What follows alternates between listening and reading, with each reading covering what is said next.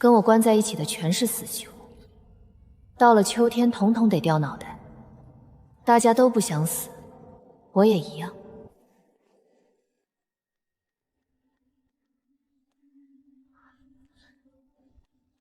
大人，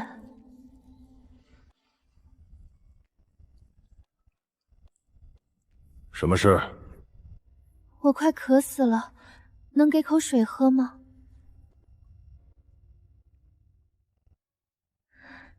谢谢。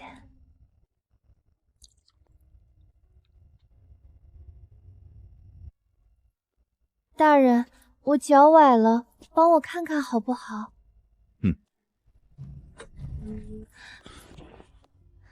没事，就是有点肿，养2天就好。我是个大盗，劫财无数，坏事干尽，罪有应得。我想当城主，自己缝了件金袍，还没穿上就被拿下了。哦，真是个傻子。我就是给他做金袍的裁缝，跟着一起进来了。我是绝世天才，搞出了特制迷魂香，只要闻一下，绝对乖乖听话。就因为太灵验，被抓进来了。等那狱卒一来，你就开盒。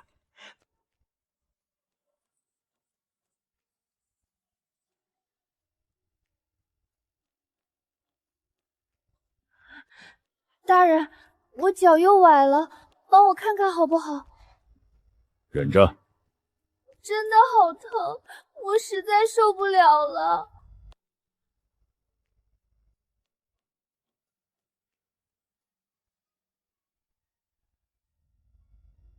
我看看。柳文燕，你干什么？柳文燕，让我出去。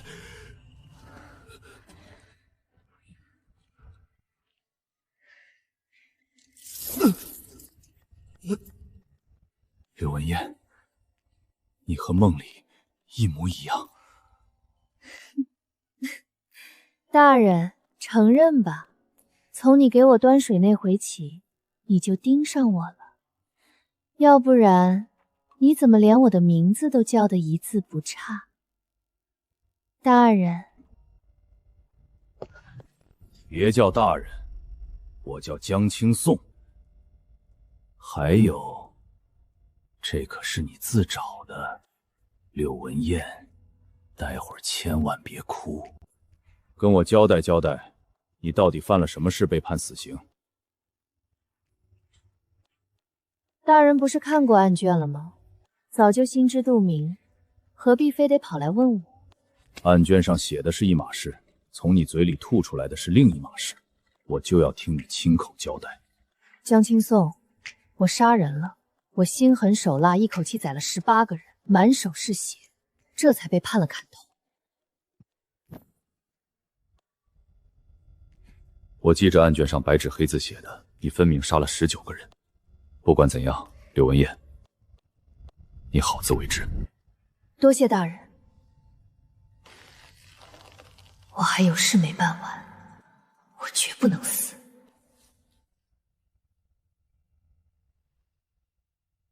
妹子，你盯上的那个狱卒是不是诚心躲着你？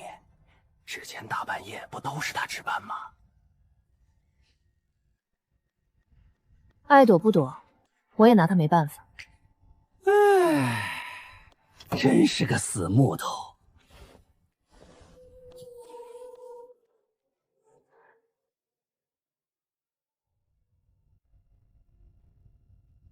大人，大半夜的找我有事吗？柳文燕，往常这个时候你不都扒在门上等我吗？原来都在暗中偷瞄啊，这是什么意思？嘴上嫌弃，身体却很诚实吗？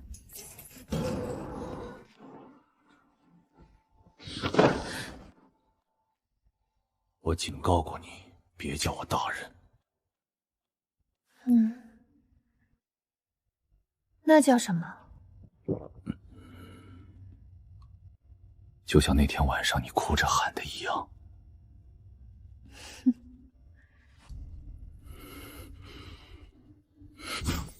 柳文燕，我这回算是彻底栽在你手里了。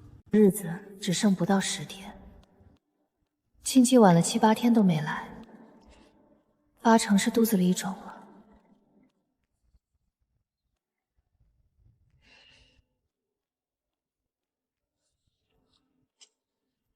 让一个死囚怀孕传出去，绝对是个大黑锅。江青颂8成只是图一时快活，就算告诉他，他也未必敢往上报。大哥，我亲戚晚了好久，怕是怀上了。按照大清律例，怀了孕就能缓刑。麻烦大哥请个大夫，给我搭个脉，看看到底重没重。行，你等着。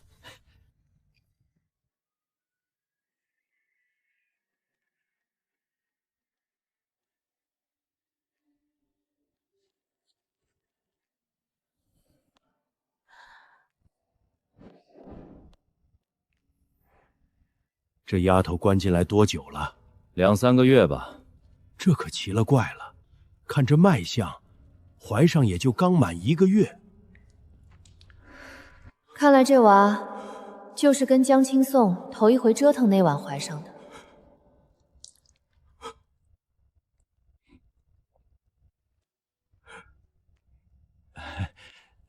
大夫慢走。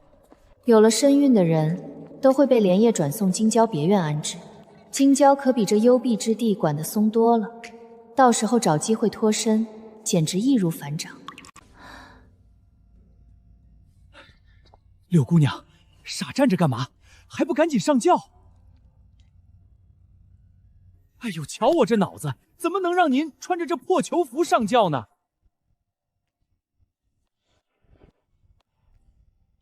柳姑娘，您里边请。现在死囚怀孕，待遇都这么顶了吗？这好的都有点离谱了吧？柳姑娘，您肚子里揣的可是国公爷的骨肉，这是接您去享清福呢。国公爷？是啊，柳姑娘，您这命太好了，国公府3代单传，到了宁国公这辈儿，他死活不娶妻，老夫人头发都快急秃了。您这一进门就怀了金疙瘩，府里上下还不得把您当菩萨供着？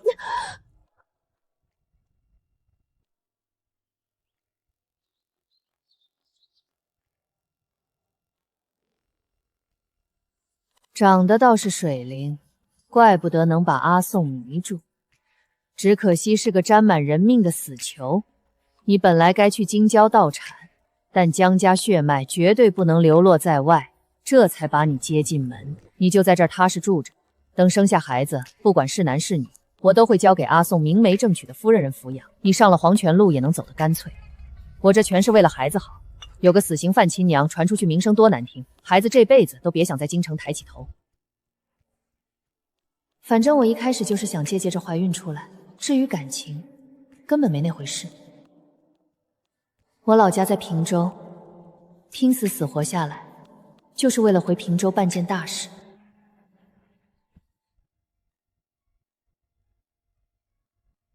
祖母白天找你都说什么了？她要是说了什么难听的，你别往心里去。这国公府到底还是我说了算。哪有，老夫人对我可好了，不光单独给我开小灶，还安排大夫每天给我请平安麦呢。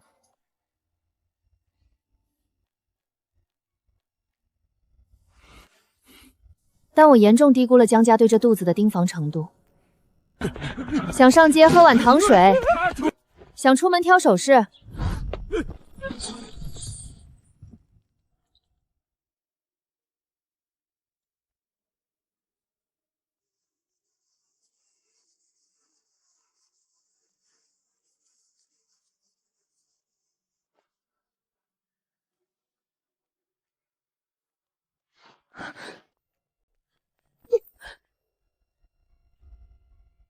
喏，给你的。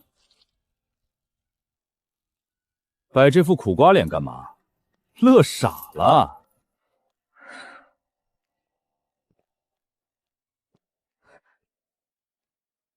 平州又打仗了，越国昨晚突然出兵，直接跟咱们干上了。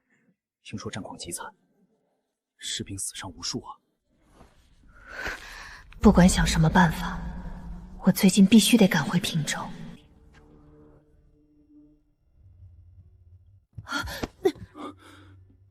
你有着身孕，就不能消停点？求你件事行不行？我想回一趟平州。平州正打仗呢，你跑去干嘛？我在平州有个好姐妹，当年她死了还是我亲手埋的。我答应过每年她过生日都去坟头看看。前几天刚过完生日，我没去成，她气得连着3天给我托梦，逼我非去不可。那不是正好，你们姐妹直接在梦里见面，还能多聊几句心里话。求求你了嘛！我在京城帮她立个牌位，你自己去烧纸钱。至于平州，等打完仗再说。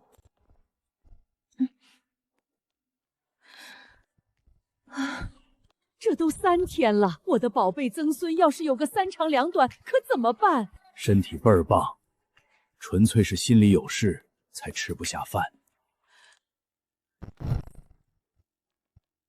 柳文燕，你在这儿拿绝食威胁我呢？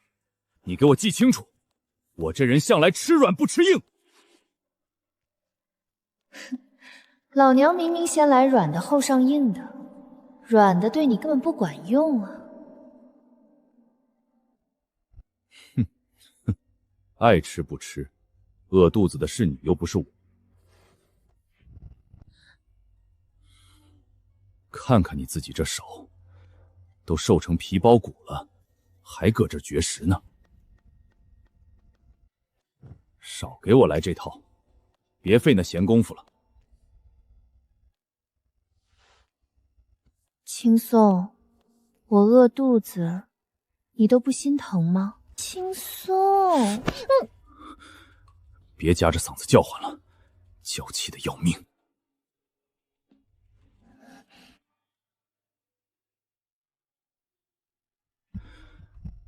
明天去收拾包袱。什么恩？带你回平州。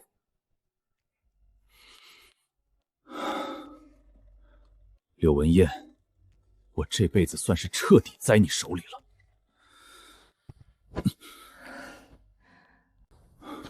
我们姐妹要说私房话，你躲远点儿，别搁这碍事。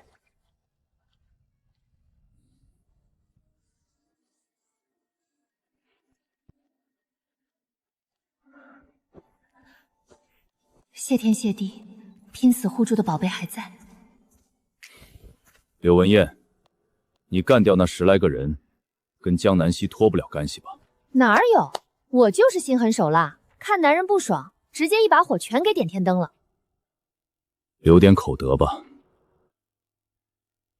案卷上把你写的十恶不赦，但我私下派人去摸过底了。哦，那大人摸出什么底细了？江南溪的底细我查得清清楚楚。4个月前，平州城破，他被误国的乱军困在了死局里。那帮乱军在绝境里整整困了他3天3夜，直到他绝望的求救声被彻底吞没。后来有个人捅破窗户纸，往里头吹迷烟，把人全放倒，接着一把火烧得干干净净。除了江南溪，不多不少正好18个。柳文燕，这才是你被判死刑的真正原因吧？没错，但不全对。我受过他的恩，绝不可能害他。那场大火燃起的这时候，他已经不在了。那帮人作恶多端，我趁迷烟发作，护着他留下的最后念想跑出来，这才让他们彻底付出了代价。江青松，这18个人的滔天大案，我现在一个人全扛了，你怕不怕？悔不悔当初贪图美色沾了我？现在后悔还来得及。把我扔京郊或者扔平州都行，我绝不缠着你。从大头兵到判官，从平州到京城，满天下的男人都骂我蛇蝎心肠，嘲笑我为了一个供人消遣的玩意儿杀人。我早就听麻木了。怕什么？柳文燕，我只觉得你知恩图报，黑白分明，我心疼你都来不及，怎么可能会跑？靠作践女人找乐子的男人，骨子里就烂透了，死有余辜。你那不叫沾满血污，你那叫替天行道。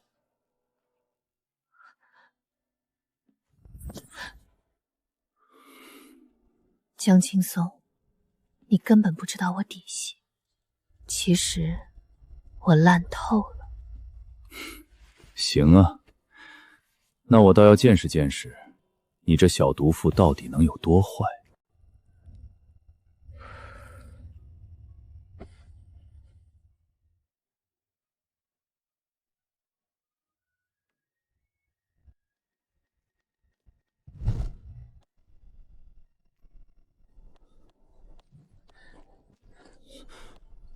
柳姑娘，是我，别废话，立刻把这玩意儿送到将军手里。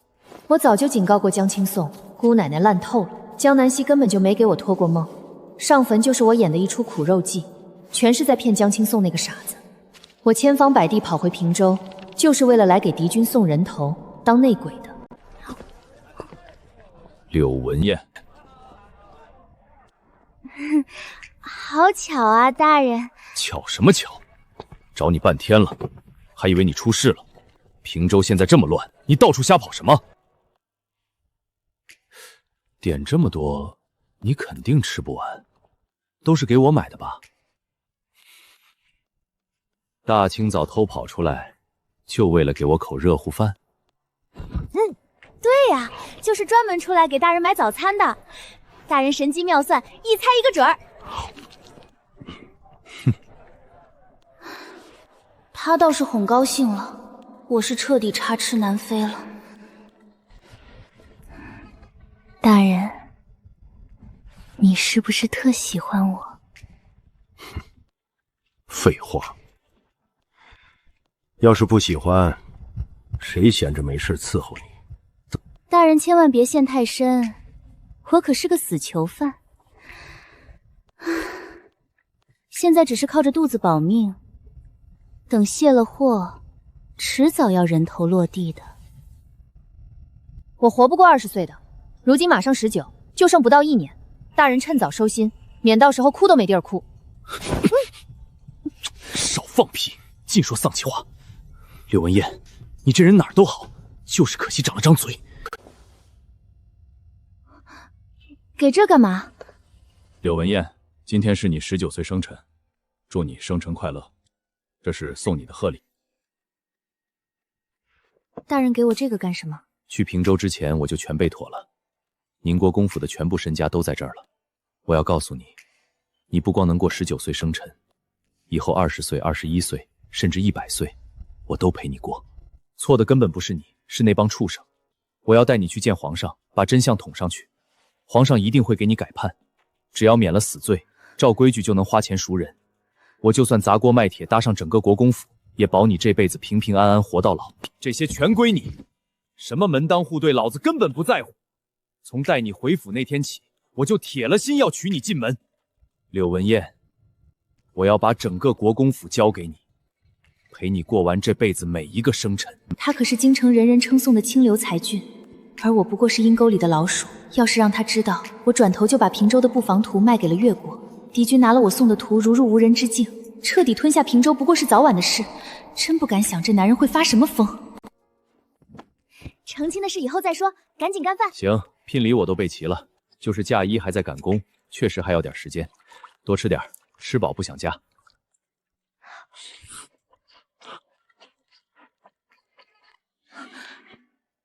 那个，肚子里这块肉已经3个月了，大夫说胎相挺稳的。没事，也不急这一时，人10个月而已，咱们有的是时间。10多条人命到底死在他手里，为了个青楼女子大开杀戒，简直荒唐。死罪能免，活罪绝对逃不掉。改判流放，只要国公府把赎金交足，他也不用去受那个罪。宁国公一向不碰女人，没想到居然会在死牢里看上个女囚犯。你就是柳文燕吧？抬起头让朕瞧瞧，朕倒真想看看是什么样的角色能把宁国公的魂给勾走。耳朵聋了吗？皇上，阿燕胆子小，这镇长怕是把她吓着了。皇上就是好奇想看一眼，有我在这儿，别怕。我根本不是害怕，我只是在拼命调整表情，怕眼底的恨意根本藏不住，当着皇上的面彻底暴露。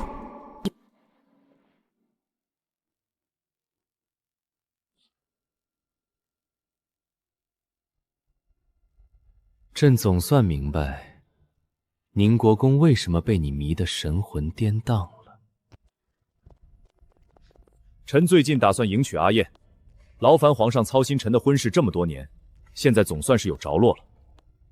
那就恭喜宁国公了，祝宁国公早日抱得美人归。阿宋，你稍微收敛点儿，全府上下都知道你要娶媳妇儿了。以前都是我错怪你了，我也是刚听阿宋说了你被判死刑的真相。好孩子，你干得漂亮！那帮祸害女人的畜生，烧成灰都死有余辜。是我对你存了偏见，之前才说了些混话。祖母在这儿给你赔个不是，别往心里去。老夫人您太客气了，我……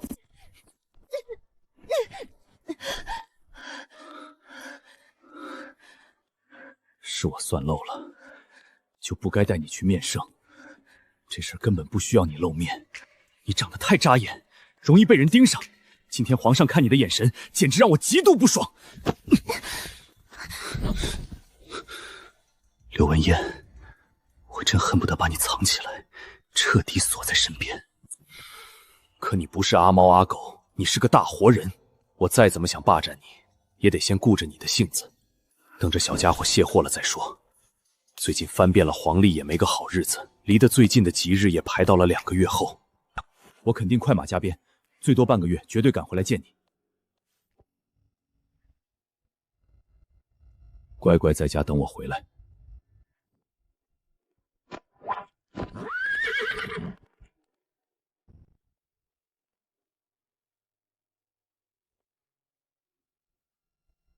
皇后娘娘有旨，宣柳姑娘进宫喝茶聊天。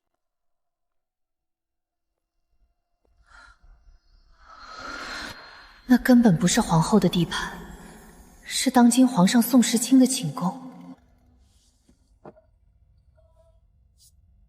柳文燕，朕可是等你半天了。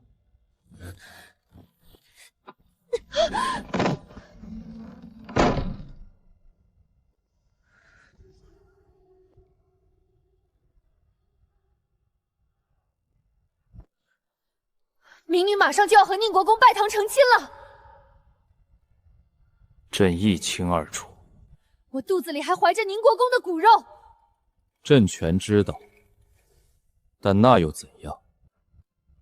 全天下都是朕的。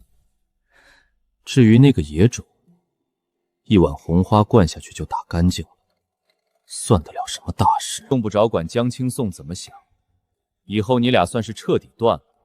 朕立刻给你位分。从今往后，世上再没柳文安，只有朕的昭嫔。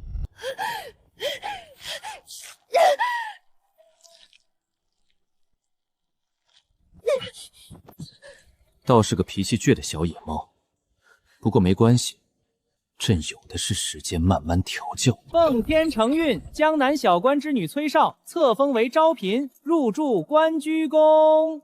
听说了吗？那女死囚柳文燕是个倒霉鬼，出宫半路撞见土匪，马车被逼上绝路，连人带马摔下悬崖，摔得连骨头渣都不剩了。宋时清往我这儿跑得极纯，我硬生生混成了后宫最得宠的妃子，也不知道他安的什么心，居然一直没动我肚子里的这块肉。算算日子，已经4个月了。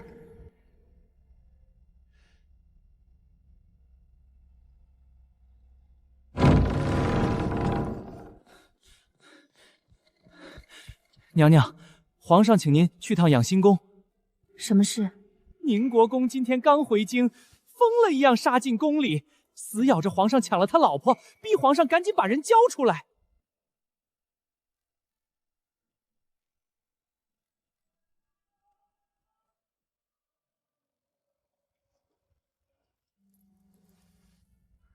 好，江青颂本来还要半个月才回京，谁知刚过7天就回来了。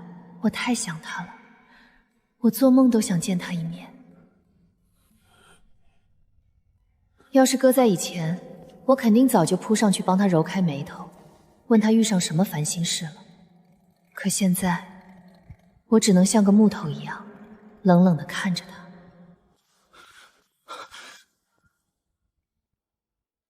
宁国公，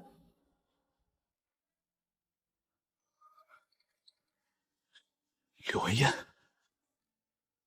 你刚才喊我什么？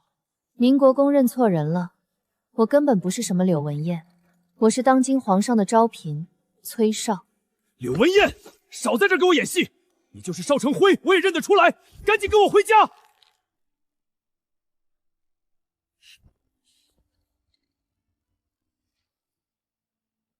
宁国公，无论我过去叫什么，现在的我就是皇上的女人。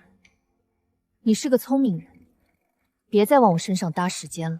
可是，你明明是我未过门的妻子啊！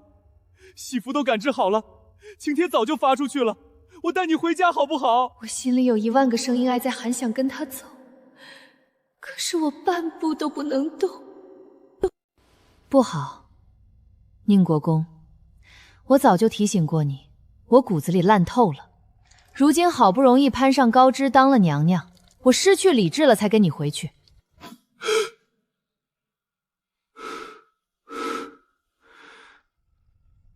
你到底在说什么？非要我把话扒光了你才死心吗？牢房里我费尽心机勾搭你，纯粹是因为我要被了，我不想死。我能接触到的只有狱卒，而你刚好是里面长得最拔尖的。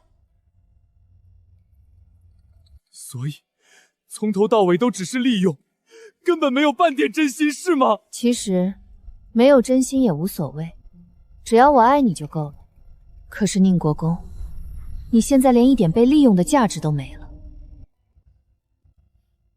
这一碗红花是皇上特意吩咐太医熬的。皇上发话了，喝不喝，全凭娘娘高兴。原来是在这儿憋着坏等我呢，表面上装大度，其实早把我的退路封死了。眼下我根本保不住这块肉。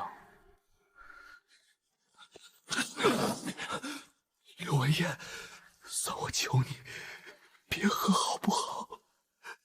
这是咱们俩之间最后一点念想了。宁国公，咱俩这辈子算是彻底两清了，以后还请国公爷放尊重点。皇上体恤宁国公劳苦因高，亲赐平昌郡主赐婚，命令两人今天必须完婚。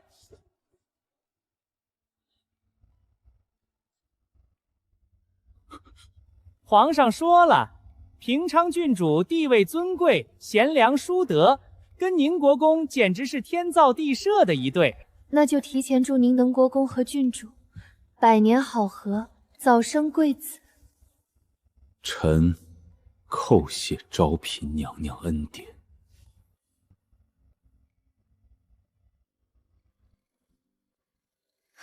剧痛彻底撕碎了最后一丝力气，那个属于我们俩的念想，硬生生从我身体里被抽离了出去。娘娘的脉象很古怪，但又说不上哪里不对劲，总觉得跟常人不太一样。没事，估计是最近身子太虚了。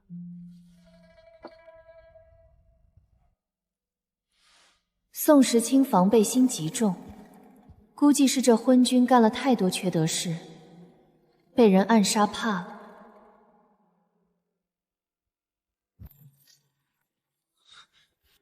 柳文燕，朕可想死你了，赶紧让朕亲热亲热。我没反抗，我流产还不到10天，挣扎纯属白费力气，只会激起他的胜负欲。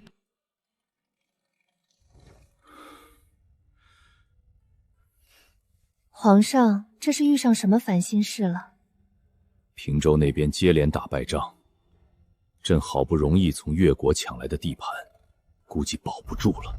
当年拿下平州还是14年前的事，你那时候太小，不知道也正常。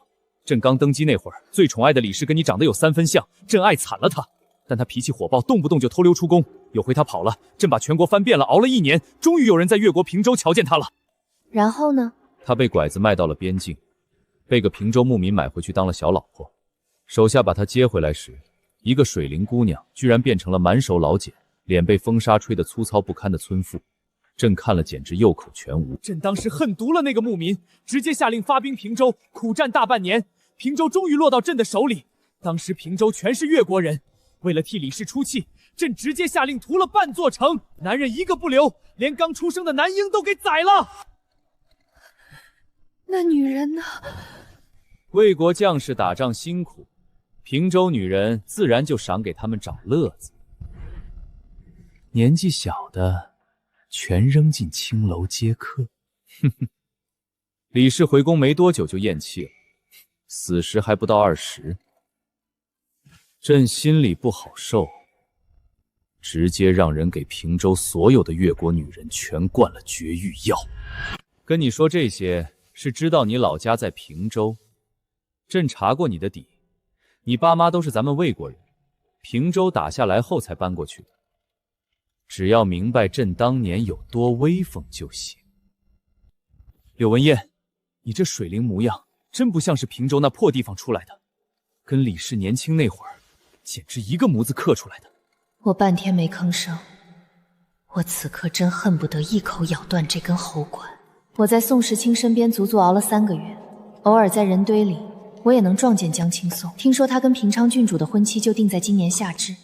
好像我这个人的死活根本没在他心里尖起半点锋芒，这样挺好。娘娘这是之前逢了大难，气血双亏，彻底伤了根本啊！其实我自己的身子我心里清楚，喝多少药都是白搭，我的时间恐怕没剩下多少了。皇上，明天咱们寻点新乐子吧。您还是高高在上的皇上。我就扮作流落街头的哑巴孤女，到时候不管您怎么发落，我都绝不吭声，好不好？好。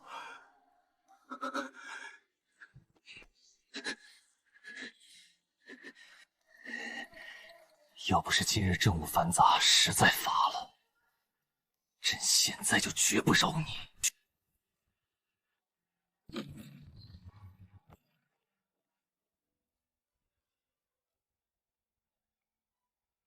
朕的爱妃入戏还真快。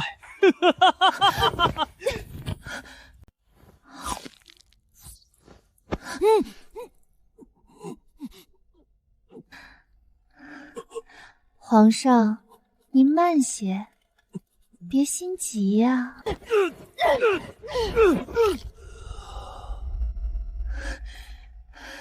见你第一面，我就想弄死你了。当时低着头不敢看你，是怕我眼里的杀气根本藏不住，拿皇后的名义诓我进宫。我早猜到你安的什么心。踏出国公府那一刻，我就铁了心要拿命换你的命。到最后也想不明白我俩到底有什么恩怨。因为我是越国人，我一家老小全被你毁掉，让你无情欺压的越国人。我们一家4口就剩我一个，他们全都没在了14年前。14年前，那天再普通不过。哈哈哈哈哈！那只羊发了疯，把邻居家的狗都顶翻了。阿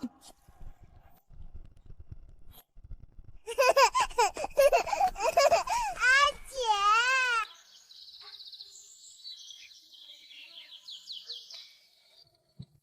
紧接着，平州城破，魏国大军杀进城，我的噩梦彻底降临。最先没的是我爹，长刃毫不留情地落下，一个个生命就此被毁掉。从此我再也没有爹，也没人会追着我喊阿姐了。谁知下一个被带走的就是他，他像条狗一样被扔进军营，那群眼冒绿光直接扑上去，没日没夜的摧残。3个月后，一具盖着草席的尸体被抬出军营，风吹开草席，露出一具瘦的只剩下一把骨头的冰冷尸体。那一刻，我彻底活够了。恨不得立马抹脖子。可我被卖进青楼，老要派人把我盯得死死的，连寻死都做不了主。直到我碰上了江南希。阿燕，越国女人就算烂在泥里，也得硬挺着。总有一天咱们能回家。等到哪天春暖花开，我们肯定能踏上回家的路，死也要熬到回家的那一天。靠着江南希暗中运作，我被装在箱子里运出青楼，直接顶替了一对魏国夫妻刚夭折的7岁亲闺女的身份。原来真正该千刀万剐的是那个连面都没见过的狗皇帝。我亲手盘起小时候我娘最爱累给我扎的双螺髻，我手可真巧，盘得跟我娘当年一模一样。只是铜镜里的我早就长大了，而我娘的样子永远停在了14年前。我这种烂泥一样的越国人，到底还是派上了用场。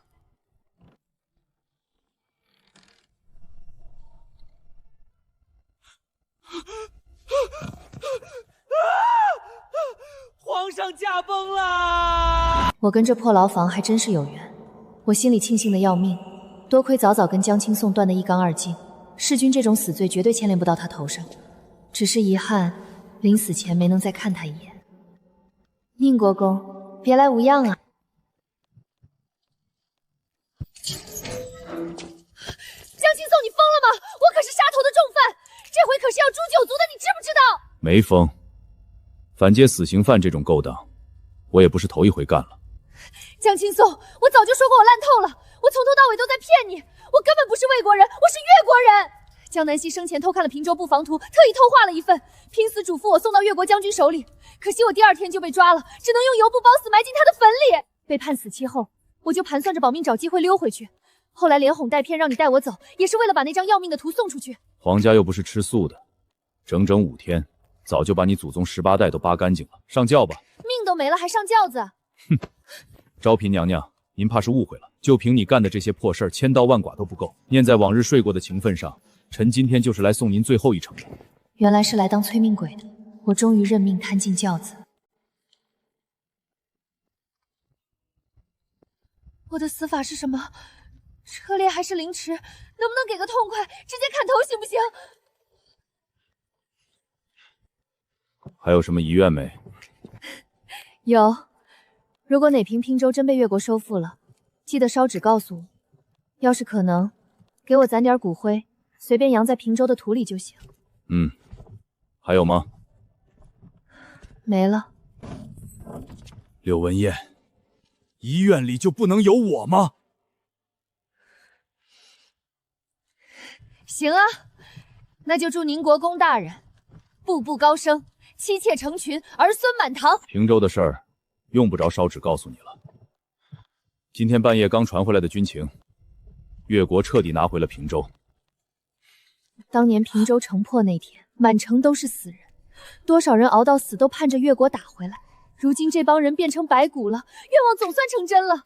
等下了黄泉路，我一定要把这天大的喜讯挨个喊给他们听。多谢宁国公大人！我心想，断头台总算到了。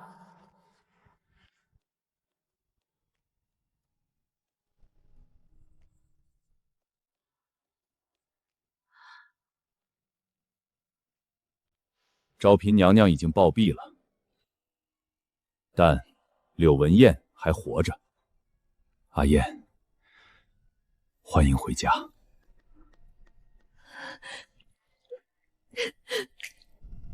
我干的那些脏事你都门清，凭什么还敢往家里带？平州那场仗本来就是魏国造孽，我有什么资格来骂你？可我是魏国的死敌，把我弄进门，会把整个国公府全搭进去的。阿燕，变天了。狗皇帝的儿子没接上班，坐上龙椅的是安王宋时隐。这几天皇宫里血流成河，全是我和安王在背后操盘。你不是天天吹自己是清流，从不拉帮结派吗？走投无路，只能出阴招。安王心底不坏，肯定能当个好皇帝。我拿帮他夺位和老子这顶乌纱帽当筹码，换你一条命。说到底，那图是踩着我的肩膀递出去的，我这官也没脸再当了。反正老子也腻了，你少在这瞎内疚。阿燕，你满嘴跑火车骗了我一堆，但有一件事绝对藏不住，其实你心里多少是有我的，对吧？喜欢吗？早在脑子反应过来之前，这颗心早就偷偷漏跳过好几拍了。要不然当初交了一个底牌逃命，我干嘛还要在包子铺里吓得要死，又眼巴巴盼着他来逮我？就算我心里有你，你也不该犯这种浑。你知道我急赤白脸非要弄死宋时纯吗？因为我快断气了。他那个想好的死在20岁，他就发疯给越国女人全灌了毒药，我根本活不过20岁。至于那个种，我从没打算生下来，这破身子根本生不出健全的娃。就算宋时清不抢我金，我也不可能嫁给你。我就是自私，舍不得你对我好，才死皮赖脸拖到现在。别废话了，赶紧把我扔去断头台，这笔买卖你亏连裤衩都不剩了。怪不得我给你号脉，老觉得你脉象虚得吓人，压根儿没有值不值这回事。哪怕豁出这条命，我也要救你。活一天算一天，活一年赚一年。就算只能多喘一口气，也是我占了便宜。阿燕，平州的事结了，仇也报干爽了，剩下的日子，别再自己找罪受了，行不行？搞了半天，我骨子里还是个怕死的松豹。好，新皇上位第一件事，就是废除了江青颂和平昌郡主的赐婚。到了夏至那一天，凤冠霞帔穿在了我的身上。可这毒根本没法解，我一天比一天虚弱。他只能砸钱买最稀罕的续命药，强行给我吊着最后一口气。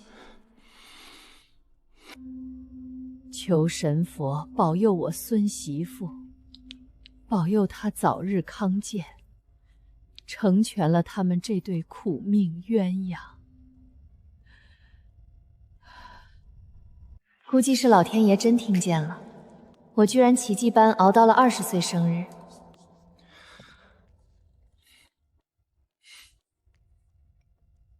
愿我的阿燕长命百岁，与我岁岁常相见。我原先只想着儿孙满堂，如今觉得活着欢喜就好。阿燕，你当快快活活，最好能我这个岁数。随我年纪大了，不知道自己还有几日活头。要是你也走了，阿宋不知道该有多么孤单。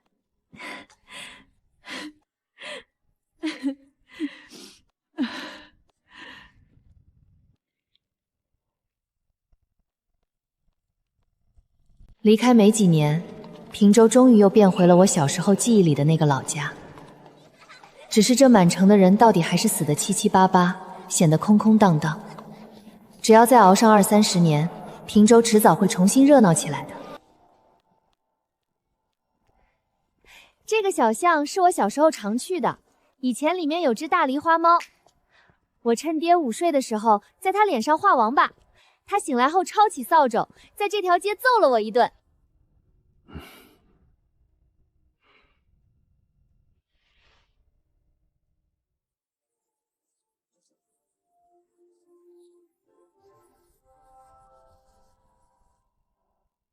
可好景不长，我病情加重，只能又被拉回了京城的国公府。躺在病床上熬过了21岁生日，我心里直嘀咕自己命真是硬，居然又白捡了1年。其实人快死的时候，自己心里门清，日子还长，你一定得好好活下去。柳文燕，你把我想象成什么人了？我看过去会像是那种殉情的人吗？不是，所以一定好好活着。春风吹在脸上，像极了我娘以前摸我的手。回头细想，我其实命挺好，带着清香。我恍惚间仿佛又闻到了刚出锅的乌枣糕。爹娘、弟弟，还有南希姐，文燕来找你们团聚了。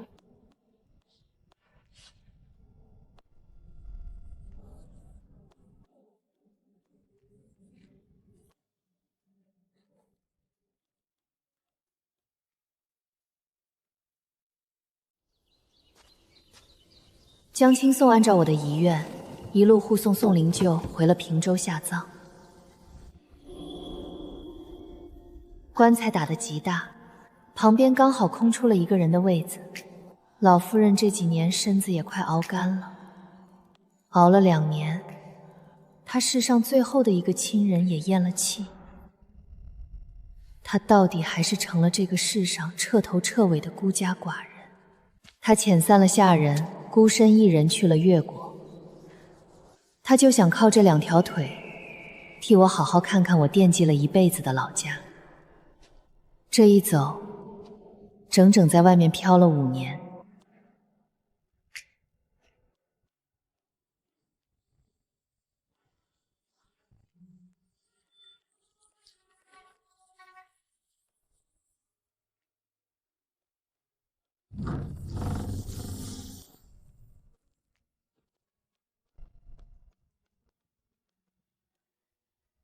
过了没几天，刚好是我的忌日。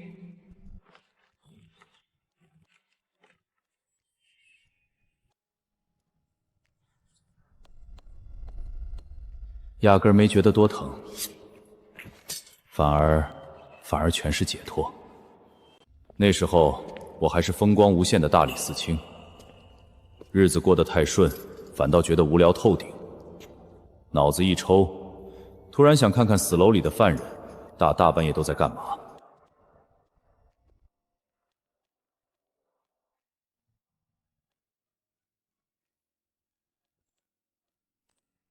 打那天起，我就跟中了邪一样，天天抢着替狱卒值夜班。我在你的牢门前晃悠，你就扒着铁栏杆，